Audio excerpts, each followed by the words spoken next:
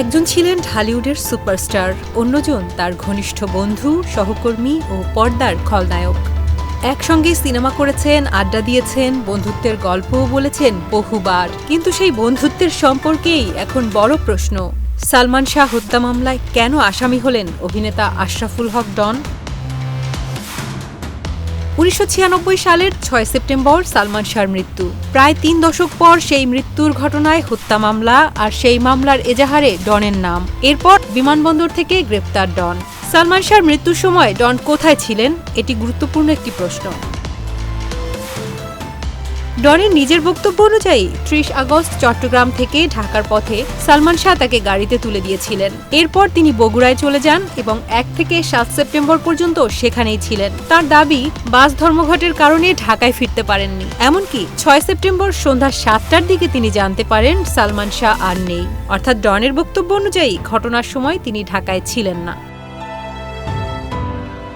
কিন্তু ডনের বিরুদ্ধে অভিযোগের আরেকটি গুরুত্বপূর্ণ সূত্র রয়েছে আসামি ও রাজসাক্ষী রিজভী আহমেদ ওরফে ফরহাদের ১৬৪ ধারার স্বীকারোক্তিমূলক জবানবন্দি। ১৯৯৭ সালে ২৪ জুলাই দেওয়া ওই জবানবন্দিতে রিজভী দাবি করেন, সালমান শাহকে হত্যার জন্য সামিরার মায়ের পক্ষ থেকে ডনকে ১২ লাখ টাকা দেওয়ার কথা ছিল। হত্যার আগে ৬ লাখ এবং পরে আরও ৬ লাখ। রিজভীর দাবি, হত্যার আগে ৬ লাখ টাকা দেওয়া হয়েছিল। শুধু তাই নয়, সালমান শাহ হত্যা মামলা তুলে নেওয়ার জন্য চাপ সৃষ্টি করতে তার ভাই শাহরান চৌধুরীকে অপহরণের পরিকল্পনার সঙ্গেও ডন ও ডেভিডের নাম উল্লেখ করেন রিজভী। সেই পরিকল্পনা বাস্তবায়নের সময় ১৯৯৭ সালের ১৯ জুলাই গ্রেপ্তার হওয়ার পরই তিনি এই স্বীকারোক্তিমূলক জবানবন্দি দেন। অন্যদিকে ডন বিভিন্ন সময় সালমান শাহর মৃত্যুর সঙ্গে নিজের সম্পৃক্ততা অস্বীকার করেছেন। ২০২৫ সালের এক সাক্ষাৎকারে তিনি সালমানের মানসিক অস্থিরতার কথাও বলেছিলেন এবং তার স্ত্রী সামিরা হকের বিরুদ্ধেও কোনো দোষ দেখেননি বলে দাবি করেছিলেন। ফলে একদিকে ডনের নিজের বক্তব্য, অন্যদিকে রিজভীর জবানবন্দি, দুই ভিন্ন বয়ানই এখন আলোচনার কেন্দ্রে।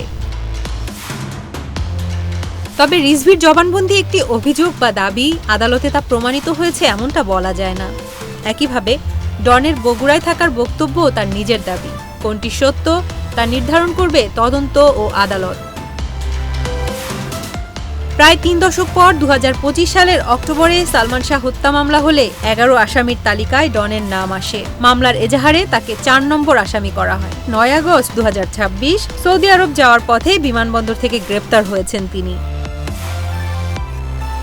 তাহলে প্রশ্ন একটাই, ডন কি সত্যিই ঘটনার সময় বগুড়ায় ছিলেন, নাকি রিজভীর জবানবন্দিতে উঠে আসা অভিযোগের মতো দূর থেকেই হত্যার পরিকল্পনায় যুক্ত ছিলেন? আর যদি অভিযোগ সত্যি হয়, এত বছর পর তার পক্ষে কি প্রমাণ রয়েছে? সালমান শাহর মৃত্যুর রহস্যে নতুন করে সামনে আসা এসব প্রশ্নের উত্তর এখন তদন্তের অপেক্ষায়।